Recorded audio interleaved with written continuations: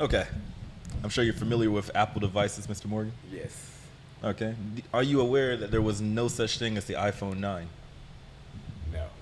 So it goes iPhone 6, 7, 8, then it skips to It X. was because the Samsung phone exploded. No, I was going to ask, why Yeah, do I you... bought one of those that exploded. Oh, wow. The flip. That's terrible. Why do you think there's no such thing as the iPhone 9? They wanted to catch up. Yeah, I don't know. I think they wanted to Because- catch up to the Samsung. Because the iPhone 7, 8, 9. I get it. I get it now. I get. Okay, I had to think about it. okay. Okay, cool. You ever heard of Tim Morgan? He's an author, a chef, a hostage survivor, and he founded one of the most beloved nonprofit organizations called Aprons for Change, which fed 40,000 people in Atlanta. That's a lot of mouths. Anyways, one day me and the guys stumbled on an amazing opportunity. Mr. Morgan himself invited Kevin, me, and Justin, the other guys, to go and interview him. So of course we hopped right on that. Which led us to his restaurant, Tim Morgan Catering. Upon arriving there, me and the guys were welcomed by none other than Tim Morgan himself. It's a great welcoming, and once you walk in, you see all these awards and memorabilia from the past, from the beginning to recent. There was even a little rug that said Tim Morgan, like it was a Walk of Fame star. One might say he's an art collector. Other might say he's just a man of good taste.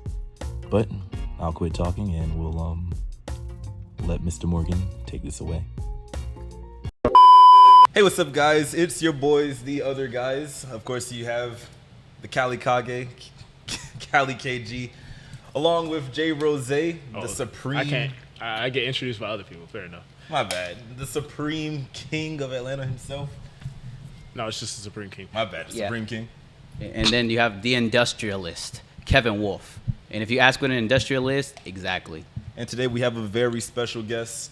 Our first big time guest, Mr. Tim Morgan. Yeah, celebrity chef Tim Morgan in the house. Absolutely. Yes, sir. A little applause. Oh, I'm sorry.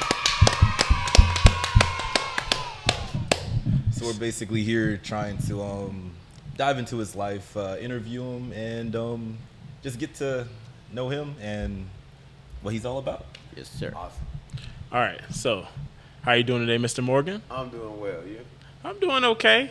How's everybody else doing in the room? I can't complain. I'm a little enjoying tired. life. All right. So today we're going to talk about your life. Okay. Give us a little bit of your background so we can get started. My background, I'm a self-taught chef. I've been working in the kitchen professionally since I opened my first restaurant back in 1992. And here we are now. Okay. What made you want to get into cooking? Just a passion for food, loving trying new dishes and creating special things. So that drew me into it. Did you always want to be a chef? Yeah, I always had a passion I always knew what I wanted to do, either in the area of cooking, chef, or entertainment. I always have had that interest of life work. Gotcha. So before Chef Tim Morgan, I want to know about little Tim Morgan. Please tell me the childhood, where this all started in the very beginning. Yeah, this all started in Columbus, Georgia, which is where I'm from. All of my family's there, and that is called home. Yeah, I grew up there. Like most people, have had a series of life misfortune when relate to family under abuse, alcoholism, rape, all of that. I just found a way to escape from it at an early age. So by the time I was 15 years old, I was living on my own, made grown man decisions of what was next for me. Always having a vision for my life as being an entrepreneur, even as a child, always just a dream.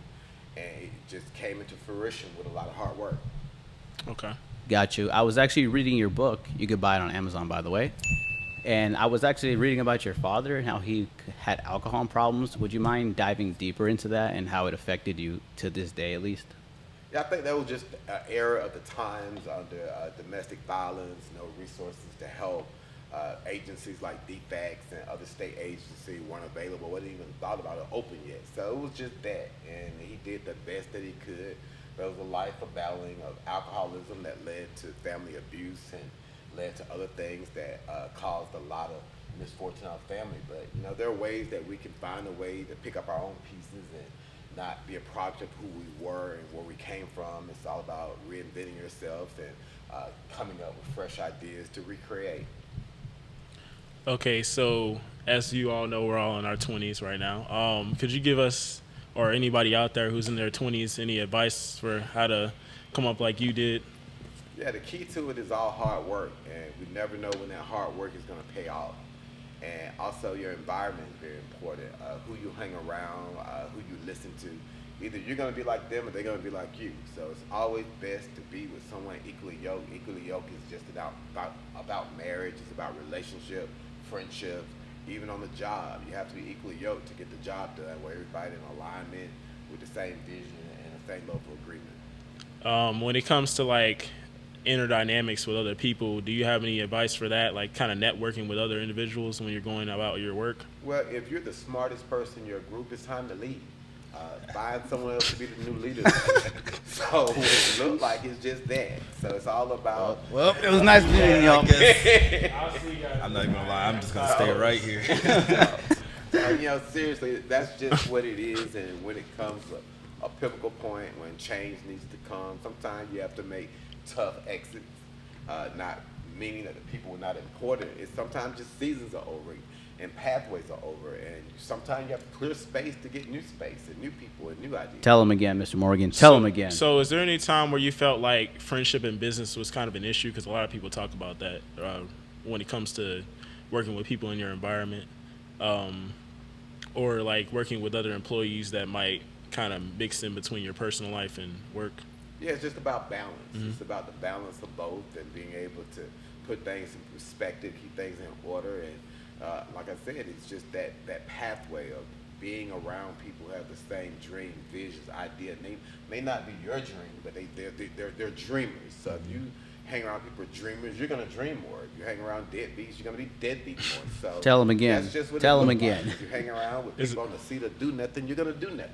So Yeah, it's about the five most people you hang have to just around. change your environment. There's no love lost. It's about growth, and growth leads to opportunity.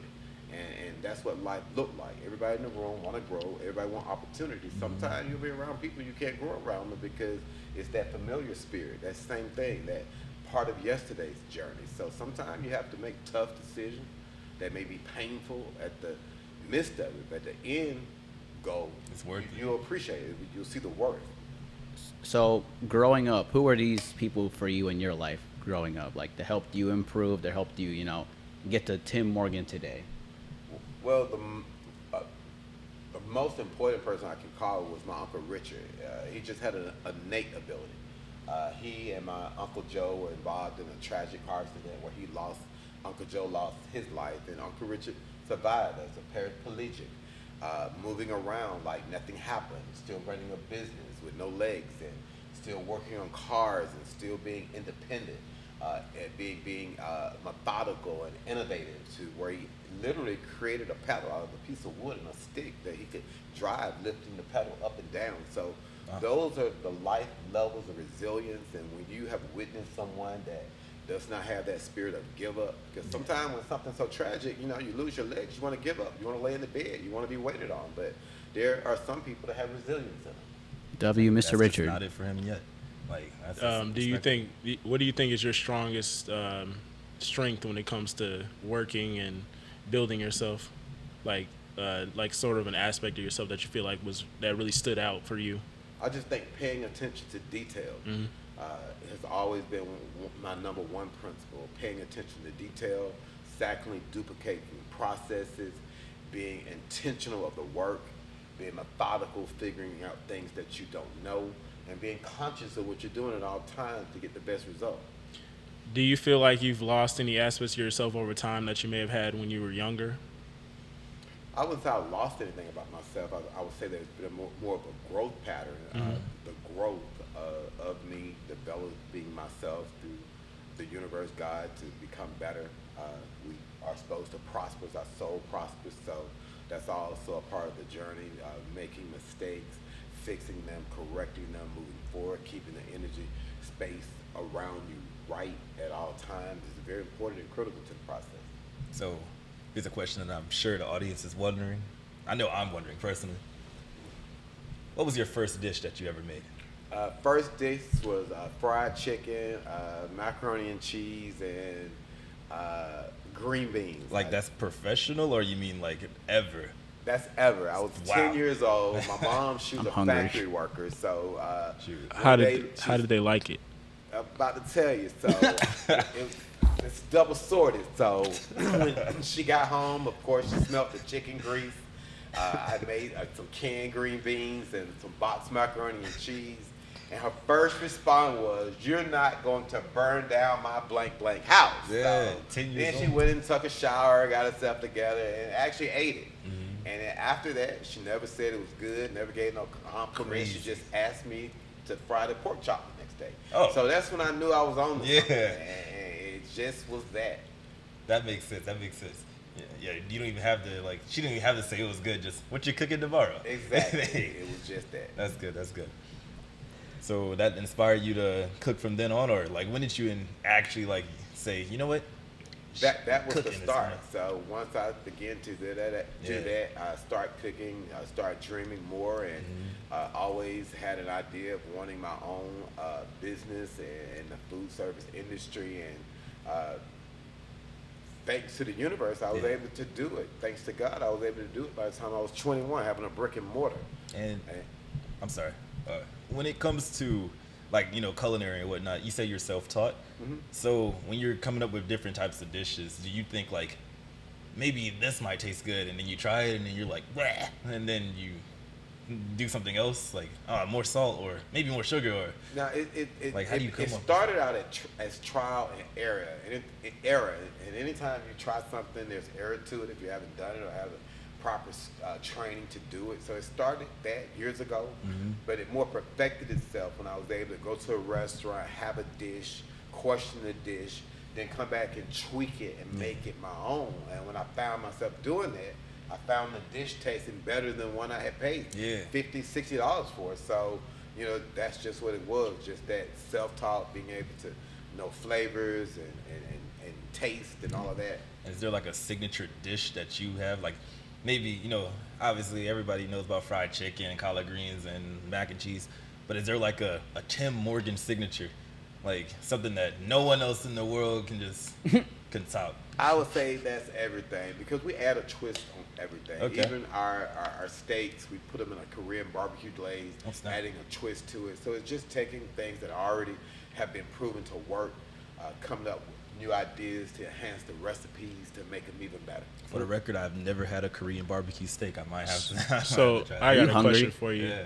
Would you say you're more of like a creative mind, or would you say you're more of like a structure mind, where you build based on what's already there, or do you create things new, or you like Yeah, more. It's a combination of both, but it all leads to the creativity, being able to either duplicate something that's already been done or creating it on my own. And it's just that added flair to it. We have both abilities to kind of make a twist to the food. Gotcha. So while I was reading about your childhood, I see that you dropped out in 8th grade. Could you take me to like that day? Like what happened? Like what were you thinking? And what caused you to say, I need to drop out? Well, actually, I dropped out in the 9th grade. The 8th grade was the 8th grade that I completed. And it was just that. I was already on my own at the age of 15, 2 years behind in school, meaning that I had failed 1st grade, 3rd grade because of attendance, because of things going on in the household. So here I am, supposed to be in the 11th grade. I'm in the 9th grade. I got a job, got my own apartment, and it's like, okay, going to school, trying to work these jobs at night, and sitting in the classroom, I had to make a grown person's decision. So I'm just sitting there, and I told myself, enough is enough, I'm out of here.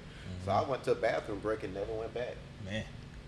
Did So the you were teachers, like- were they supportive of you, or they were like, I never went back, never heard of them. A part of that too. Back then, I felt like I was failed by the educational system, but I haven't even moved past that. But it's just what life looked like at those times. But they heard of you now.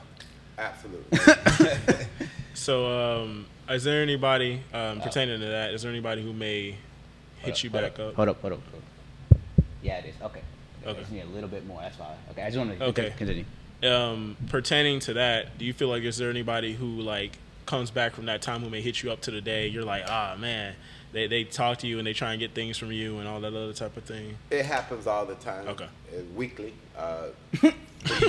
So Hourly. you know, it becomes complicated, and sometimes when you have become successful, and as you get successful, for some reason people will feel a sense of obligation Yeah. because they know you, or entitlement because they know you, and they may know you, but they don't know you because they knew you back then. So it's just making good decisions, and because I was a yes person at first. The phone rang, yes. Then it got to a point, it was like, well, I'm tired of doing it. And I went through that phase. Then it woke up one day and just told them, I don't get involved in people's personal financial affairs. It cleared a lot of errors. And That's fair. they know now from the start, I don't get involved unless I choose to get involved. And do you think even like a fraction of the people, if say all your money, all your wealth, the business just crashed, you think they would be like right there with you? Or Well, based on my experience of this time back in 2012, having everything from 1992 to 2012, that happened to me. So it happened to me, and when that happened to me, this is what I did. A lot of people wouldn't do this. So what it looked like, since you mentioned that, throughout my journey of falling homeless in 2012, once success began to rain in, pour in, the same people that I was calling when I was telling them of my storm either wouldn't answer the phone, wouldn't call back, but all of a sudden, they started reaching out, calling back. So I made it simple for everybody, because everybody's busy. That's right. So I had a dinner party at my home, invited 30 people over to give a message. After there, for about an hour and a half, I got everybody's attention. I thanked them for coming. I let some people know I'd known them for more than 30 years, some just a few. But one thing I was clear about, our time and season was over. Some asked, why would you do that? Our relationship ended. And when relationship ends, there has to be a level of communication so people be clear on all forces. It's over. And there's nothing wrong with relationship that did not serve you well being over, creating new gateway, pathway for a relationship that matters. You're better than me. I Okay. would have just been Yeah. like, nope. Hold on, I want to see. What was the exact statement you said to everybody? Oh, yeah, I want to you know remember the that? It exact was like a statement. speech or Where you two? like, It's get just out. what I said. Get out. Thank y'all for coming. I've known some of y'all for over 30 years, and some of y'all just a few. One thing I'm clear of, our time and season is over with.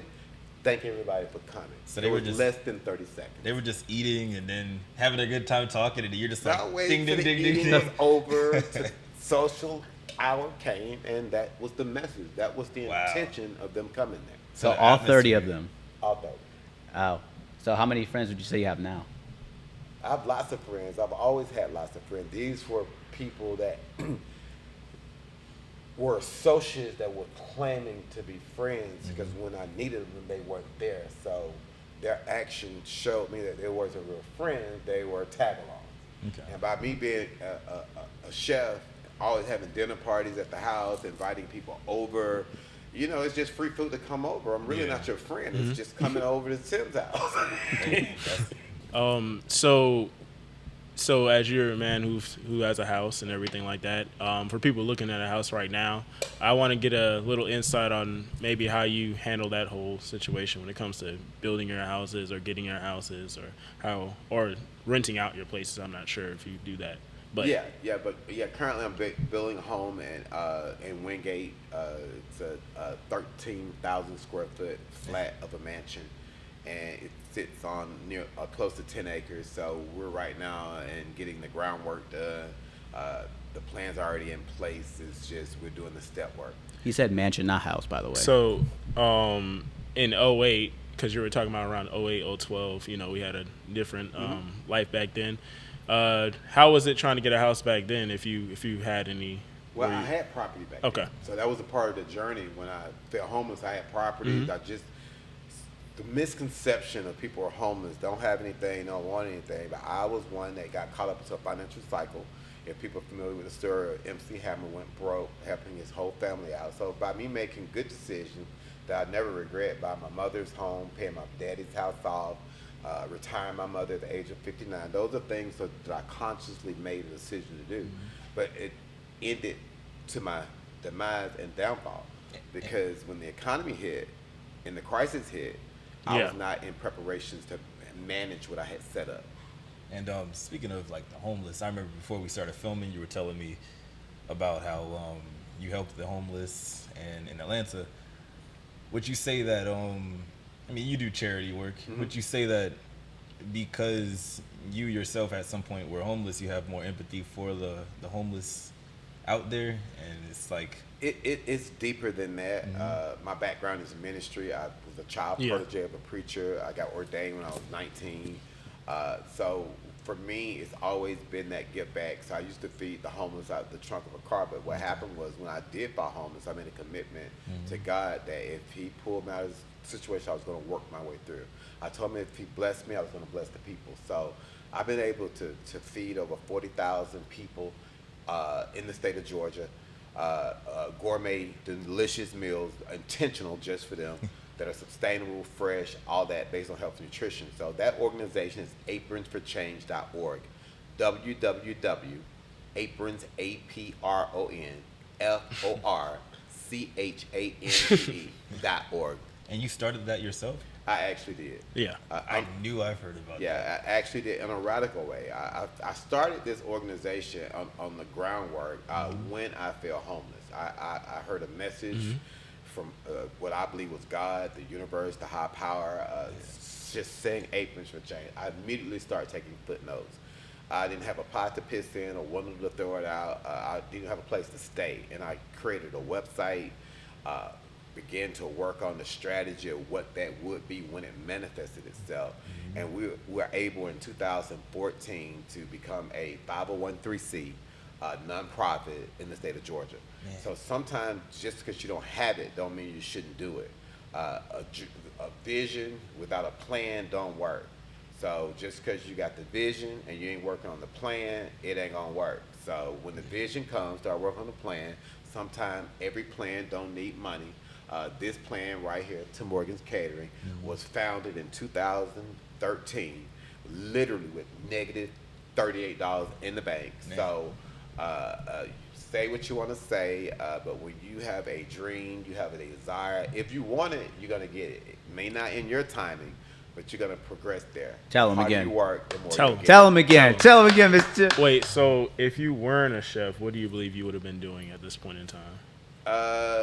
Probably what I was doing before I became a chef. When I was working with Dr. Duncan, I worked in healthcare. Not only being a chef, but I worked in healthcare from 1990.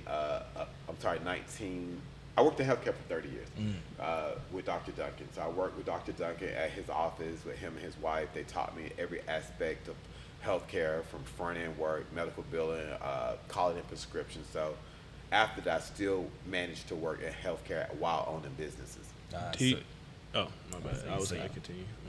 You got it? Oh, no, actually, I did have a question. All right. So, were you working at the medical? Was this around ninth grade, or was this like you had a regular 9 to 5 during ninth grade? No, this was in the 9th grade. It's in the book.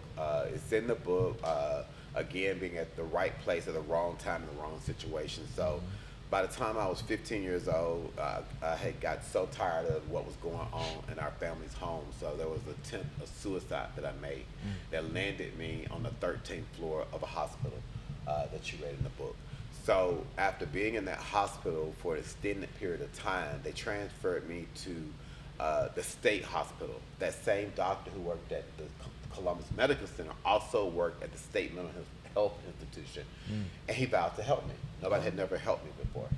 So when he vowed to help me, and when I got out of the hospital, more details about the exact stories in the book, but I went to his office, met with him and his wife, and worked for them from 1985 until 1992 for 7 years. I was able to get my first brick and mortar that they were very supportive behind, not with financial support, but on the ground work, helping me paint, do the plumbing, the essential, helping me make contact. So although they helped me, they didn't give me anything other than good, solid foundation and advice, but while around them, I worked and they paid me.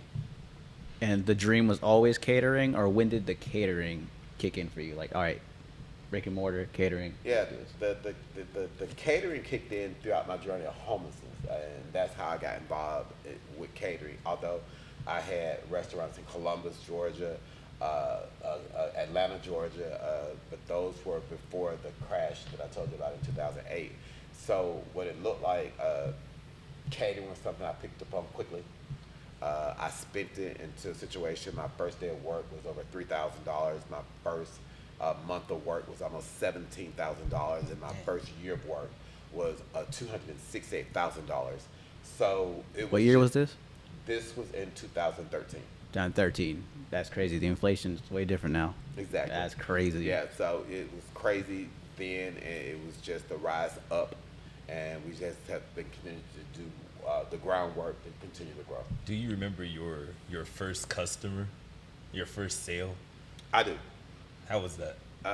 It was Robin Banks, and her story's in that message right there. I thought he said robbing banks. No, Robin Banks. Wait a second. I was like, yo, I think we off the table on this one. No, Robin Bankston. She was a licensed funeral director, and she worked for my first client that I actually signed my first multi-million-dollar contract was food service. Wow. She was the gateway to it. She questioned my abilities. She asked me, do you cater? Where's your car? We want to try your food. And she pushed me out of a place that I was then being stuck, but I had no money to get out, and it was just all divine intervention, being at the right place, right time, right setup. So how hard was it before you had employees? How hard was it? Yeah, if you like starting it from ground up, you say -38. Right. And you were just by yourself. Right. And you're catering to an audience of how many people? It would be different. It would be some events, 200-300 people, but I had a good support system around me, and I could call my friends. They would leave their job, come work for me for the day. Okay. And we did what we needed to do to get the job done. So that first day, would you say it was hectic? Would you say it was? Oh yeah, of course it was. It was new. It was different.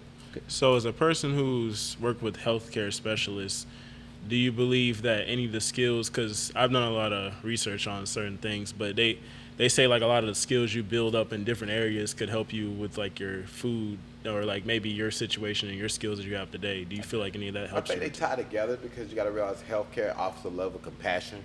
And when you're dealing with people and you're serving them, that also has to come with a level of passion, being able to serve people and cater to their needs. So I think it's all businesses operate the same. The only thing is the difference, the product of the service. So they tied together because they were all in the area of service work. Got you. Could you run me on your very first catering? Like woke up at like 4 a.m., 7 a.m., went to Walmart. Could you run me the very first one when you were like, Very first one, I'll never forget, it was on a Sunday. It was a simple menu. It was fried chicken, macaroni and cheese, 100 people, $3,000. It was easy. No. So it was so easy.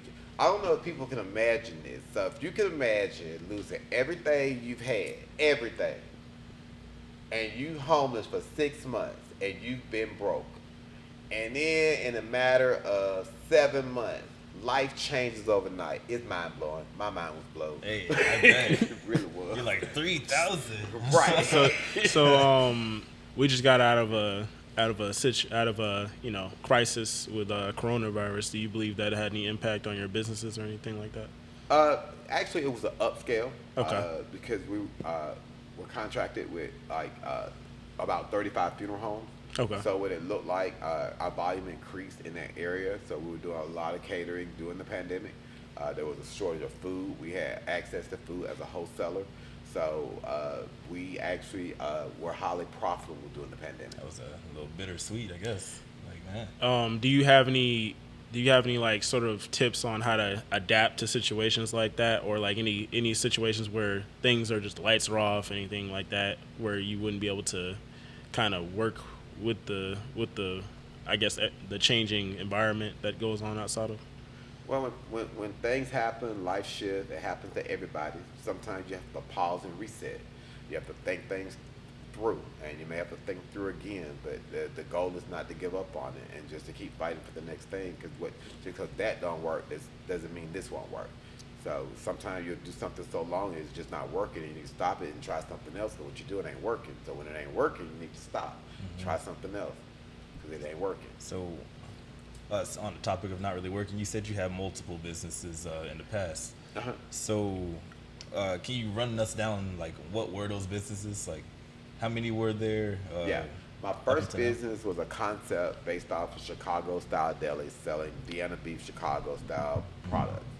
So it's gourmet hot dogs like Spanish dog, German dog, Italian hot dog, all beef products with specialty toppings. That's how it all started.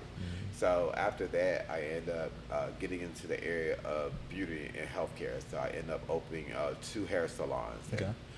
Buying a Dipping Dog ice cream shop in the mall, Good stuff. owning That's a good stuff. medical billing and software company, a reseller for a software company. So it was just that, and they all were profitable. They all did well, but sometimes when things are doing well and you overextend yourself, that also be the failure. So it Like- wasn't that they wasn't doing well; it was a part of me being young and overextending. I got you. So if you would have like narrowed down to one specific thing, No, if I would have not have helped so many people along my Gotcha. gateway and help blessing them before my cup runneth over. So my cup was keep getting full. I'm keep tossing out to other people. Wow. So I learned on this journey is not to make any moves until my own cup was full. I need to and learn once that my right now. own cup is full, now I can make good decisions to let people have what's over in the saucer. Yeah. You can't get what's out of the cup if it ain't full. So, how do you, because this pertains to all this sort of area, how do you understand the difference between change and staying on your path? Because some people say change, is good. Like you were saying, sometimes when things aren't working, you have to change. But how do you know when changing is messing up your sort of direct path to success? Because change is an internal process. Okay. So once you begin to internalize what needs to be changed, it gives you a better decision on making the change. See, it's the difference than you make a hasty change. A Okay. hasty change is just this random last minute let me change. Some people do it all the time. Quit their job, get another job, wish they would have stayed where they were because it was that type of change. So sometimes you have to internalize it. And if you didn't like what you was doing on the last job, you're going to go to another job and do the same thing. You may not like that work. It's still going to work out. You're just putting yourself in a different environment. So does that go into like investments? So when you're investing yourself, does investing yourself later on ever become an issue from when you're trying to do things in the moment? Right, even if you're trying Okay. to do it in the moment, it still should be some cycling around what you're doing. So almost since it makes no sense to go to school to be a chef and you work in a job that's IT. Yeah. You see what I'm saying? Or working as a chef and going to school for IT. It's like it's not a level of balance because I feel like education plus hands-on of works also makes you better. So, like again, changing an internal process and whatever in your life you feel you need to change, you have to internalize it, to like wrap it around. to you. wrap Yeah. it around it and get different perspective of what that change look like. It's like double the growth. Right. That Gotcha. makes sense. I got a two-parter. What year did you open up your very first business? On May 7th, 1992. So between now and 1992, would you say it's easier to open up a business now or in 1992? In 1992, it took about 20. The space that I had, this space here is 3,000 square feet. The space that I had was about 1,500 square feet. But the build out for this space was 10 times more back in 1992. So could you give us a rundown of maybe how? Because when did you start this business right here? Sorry. In 2013, Tim Morgan's case. Can you give us a rundown of maybe how you start a business like an LLC or because I know you probably went through that process back then, right? Yeah, so, Okay. so the gateway, anytime you have an idea for a business, the first thing to do is come up with a name of the business. Okay. And you're registered with the Secretary of State. They'll ask you for your main name, come up with 2 names just in case those names are available. Once you secure those names, you reach out to the IRS and get a federal tax ID number matching up to that name registered by the Secretary of State. Once you take those steps, the next steps is the business license process. So it depends on what type of business it is. If it's a general business, no third parties are involved. If it's a food service business, now there's a second entity, which is the state department of food services, or for example, if it's a salon, now you got to go to the Department of Cosmetology to get those next steps. So those are just the next steps of getting started. Did you ever feel like any contractual obligations weren't going to fall through when you were trying to create your business?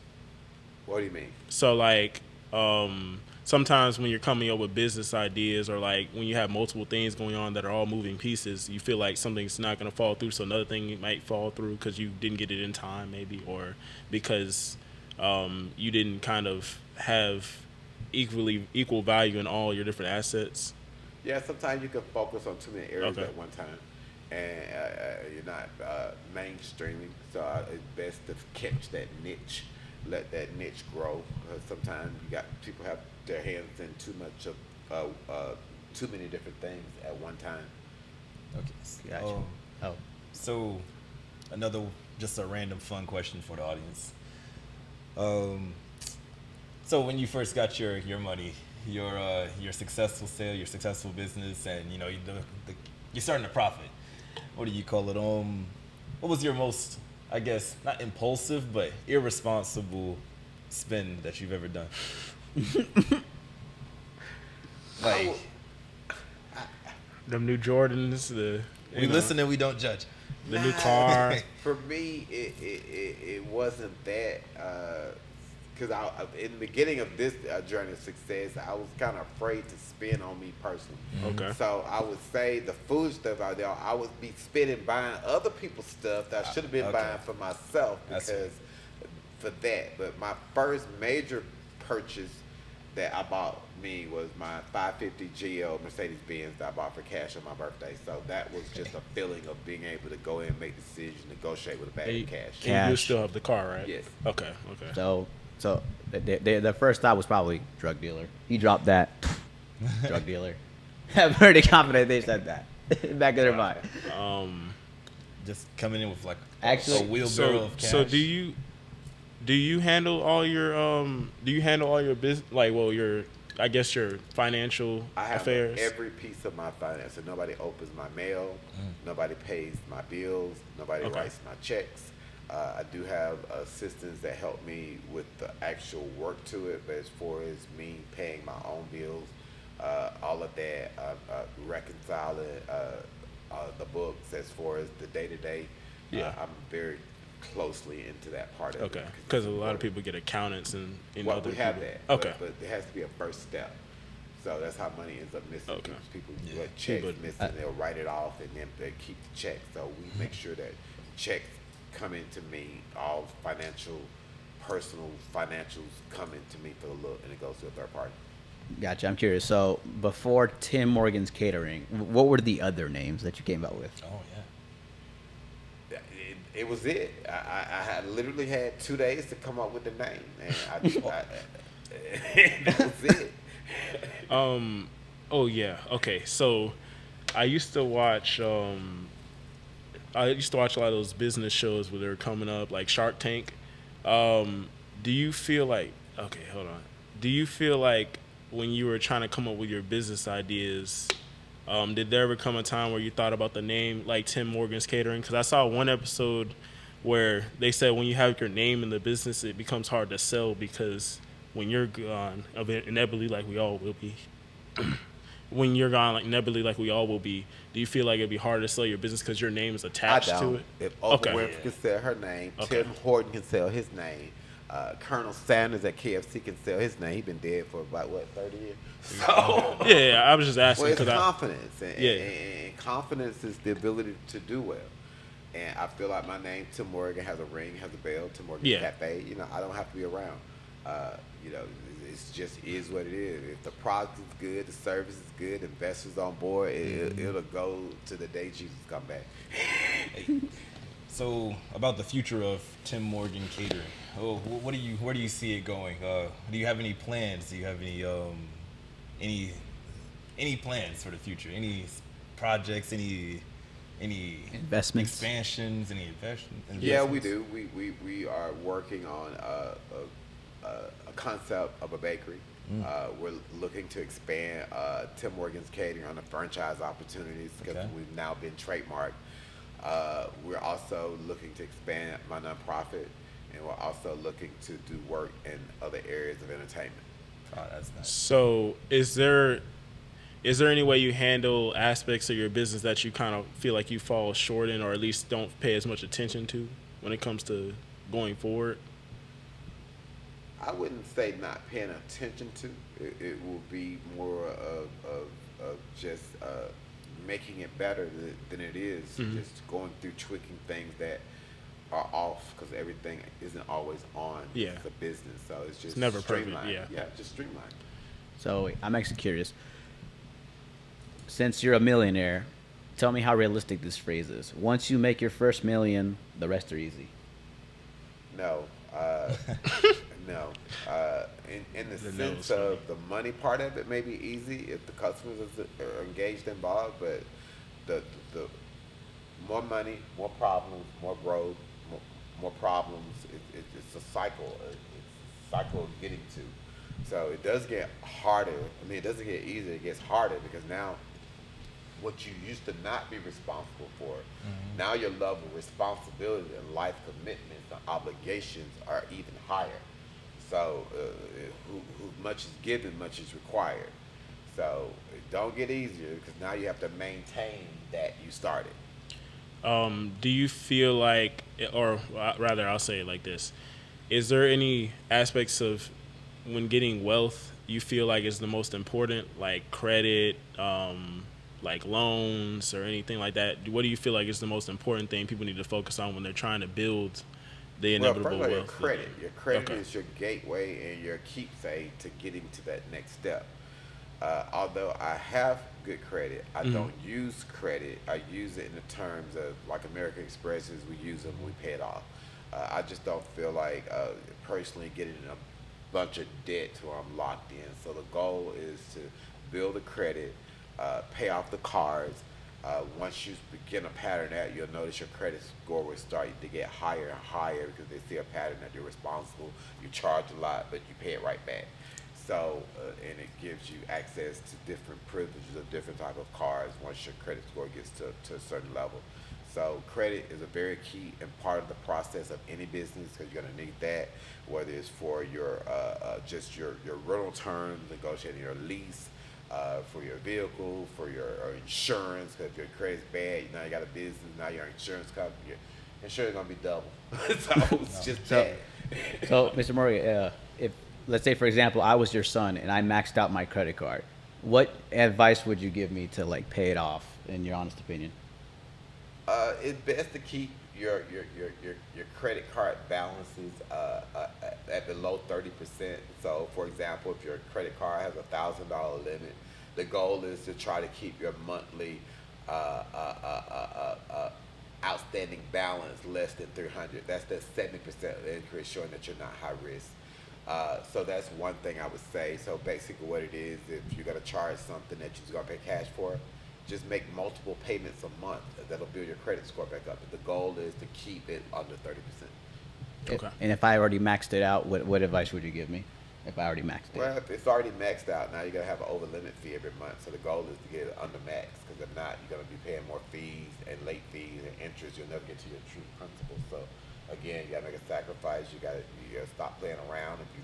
If you can hang out and spend $200 on a weekend, hanging out having fun, you can take that same $200 and handle your responsibility to pay your bill. Tell him again, Mr. Morgan. Tell him again. So, when you're getting your first credit card, what do you believe should be your first route to getting one? Because I know it's kind of hard to get your first credit card. Do you feel like, is there anything you would recommend for people? Well, it's not hard. It may sound hard. A lot of times when people have business credit, there's certain cards that you can get.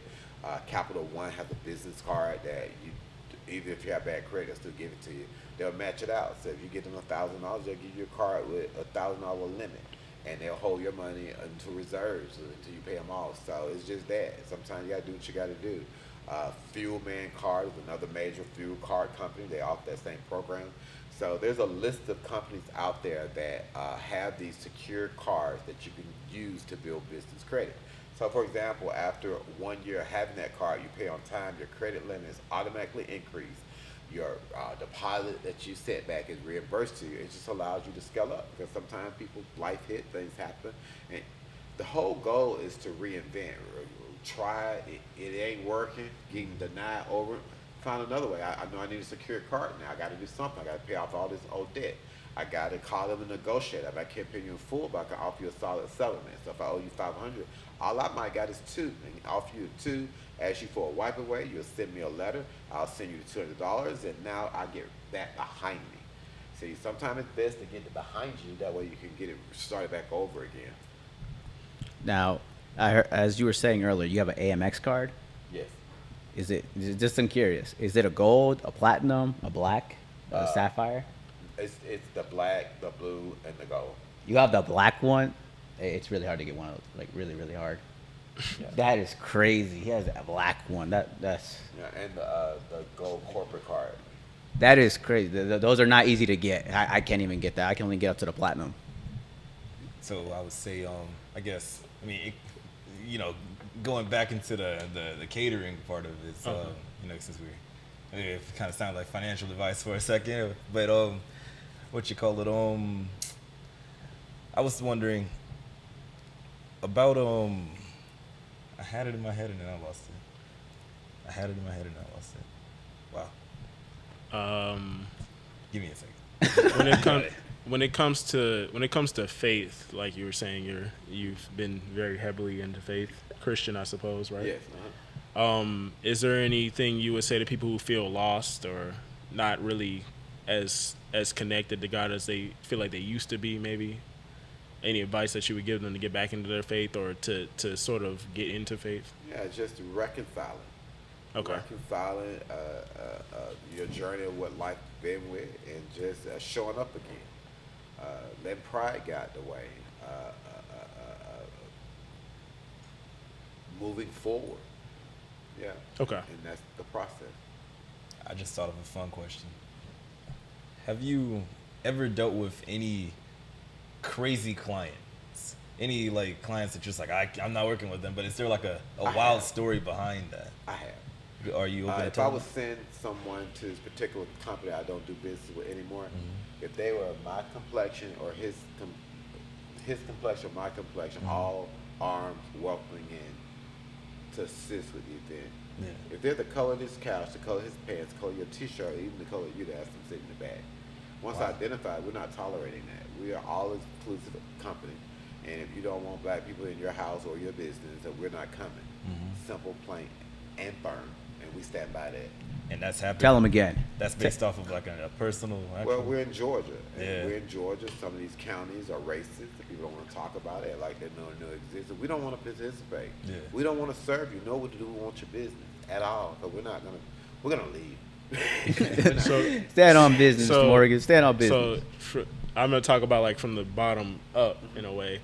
Do you feel like there's any crazy situations that's happened to you here or happened to anybody in your space here? It has. Okay. It's all over the internet. It was an employee issue. It was a misfortune. I had someone work here for less than 2 months. They were no call, no show on a few occasions, and they were terminated and decided to retaliate and decided to hold me at gunpoint and commit robbery. So these are the days and time that we live in. And unfortunately, this happened days after the CEO of United Healthcare was assassinated, which drew national attention to me also, putting me on various platforms like Black Enterprise, NBC, CBS, ABC, because another CEO was assassinated after my attempt. So we are in times that people are desperate.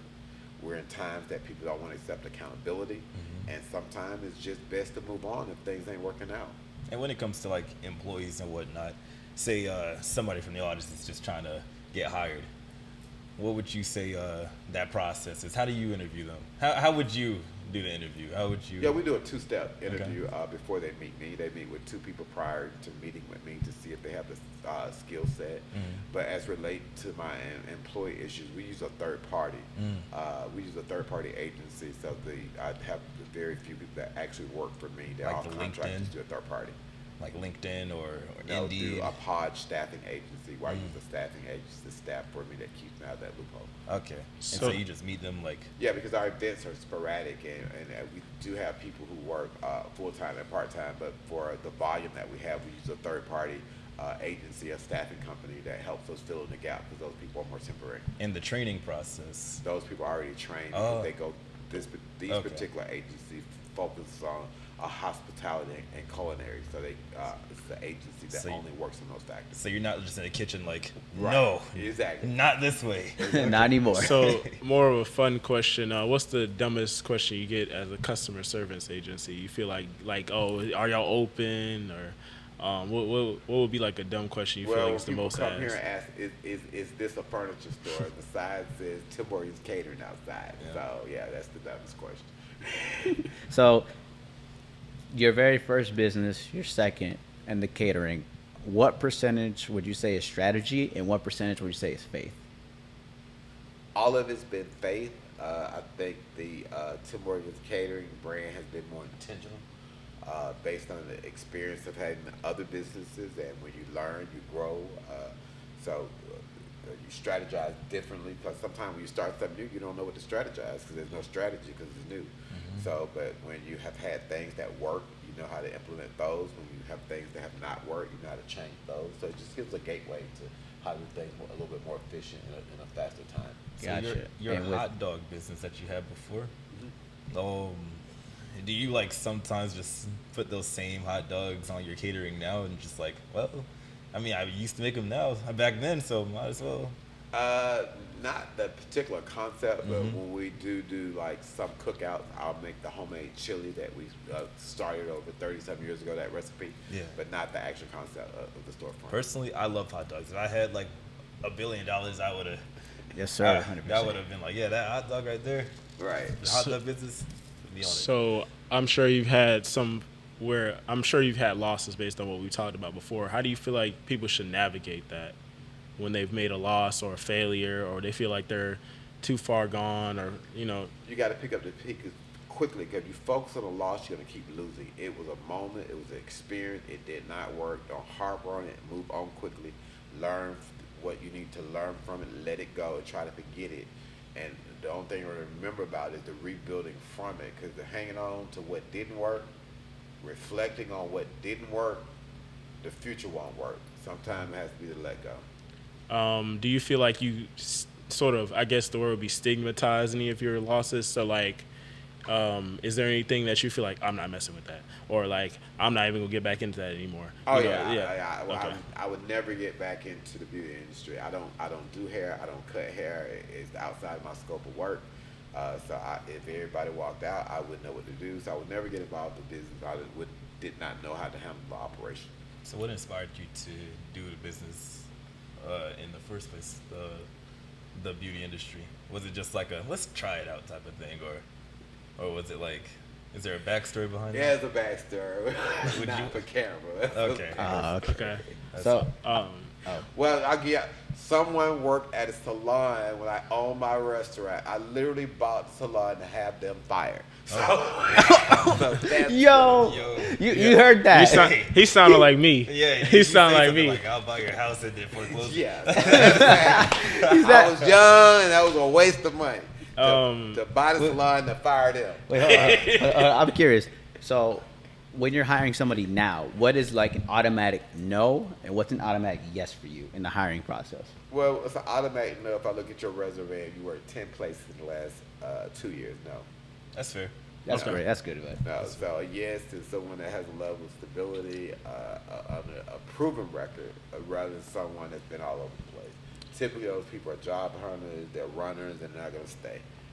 Who do you feel like, okay, I won't say specifically who, but what do you feel like is your biggest like rival in a sense?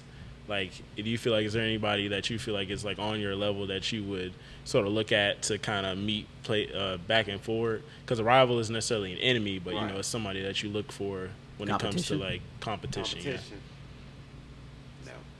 No. No? Tell him, Mr. Morgan, my enemies are a lot, but my My equals enemy are is none. myself. My enemy is myself. My equals are none. Okay, that's fair. That was a good one. That was a good one. All right. Have you seen the show Shark Tank? I have. Okay. So say I'm Mr. Wonderful. Just a thing right now. Kevin a O'Leary. role play. How would you pitch your business to me right now? Oh, How would I pitch it to you? So, all right, Mr. Tim Morgan. I'm Mr. Wonderful. Hey, Let's Mr. see. Wonderful. Let's see your.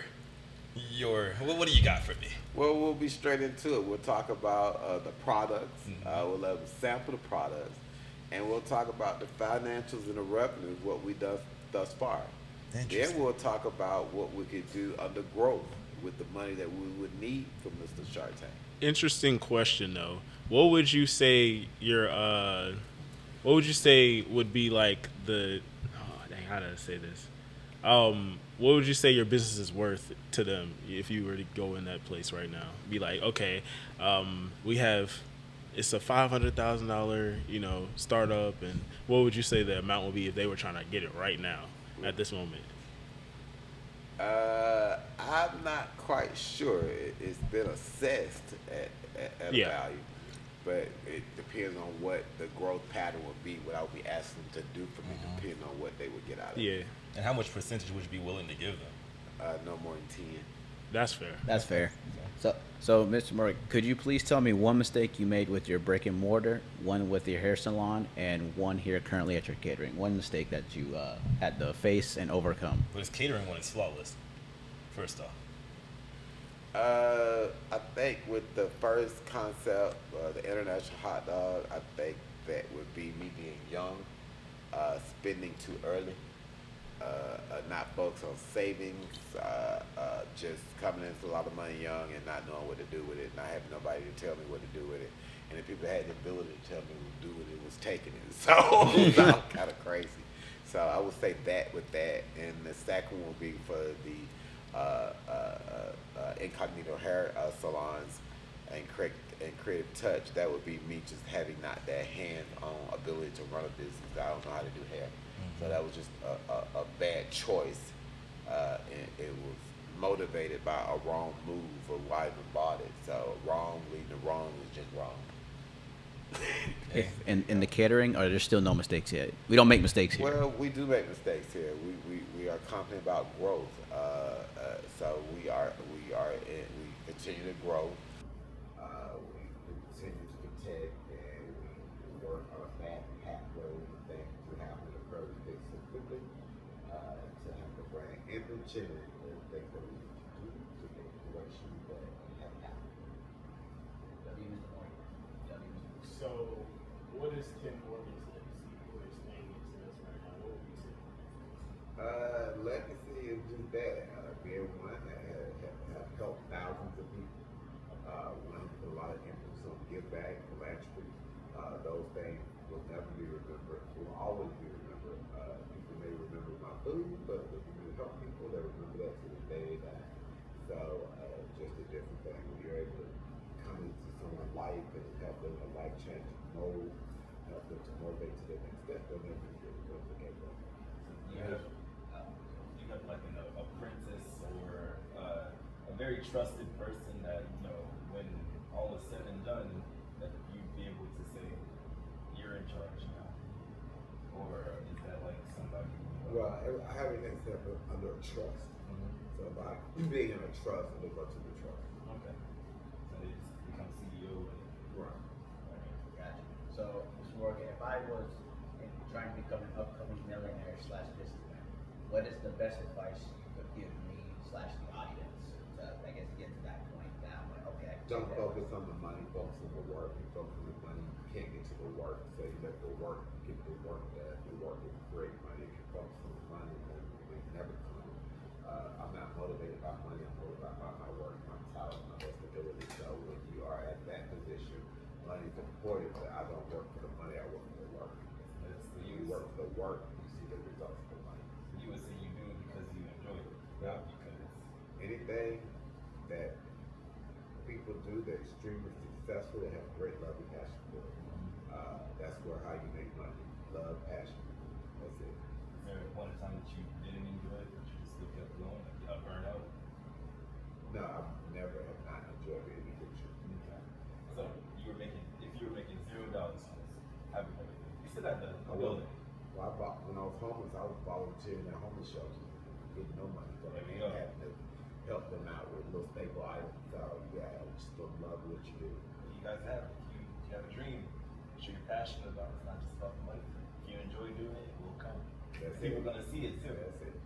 That's good. Well, you can follow me at www.timmorgancatering.com. You can follow us on Instagram at T Morgan Catering.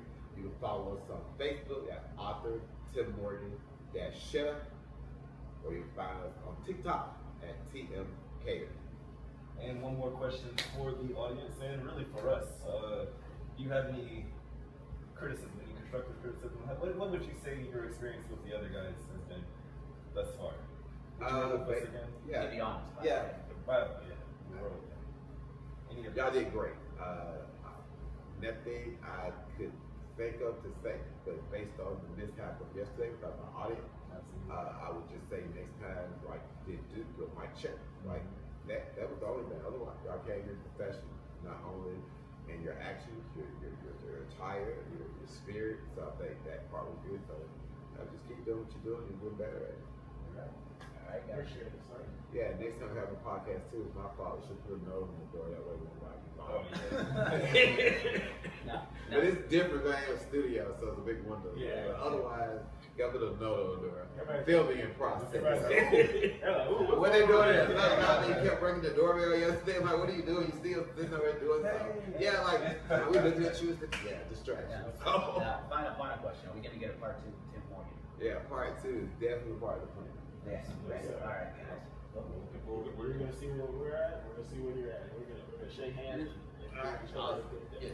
All right. Yes, sir. I said, great. Thank y'all so much. I guess the most important one, though. And that was pretty much our time with Mr. Tim Morgan, an author, a chef, a survivor, a philanthropist / charity man, and now our good friend. Make sure you guys like and subscribe if you enjoyed. There will be more interviews like this. We got some stuff in the works, in the makings, but for now, again, like, subscribe, and see you guys later.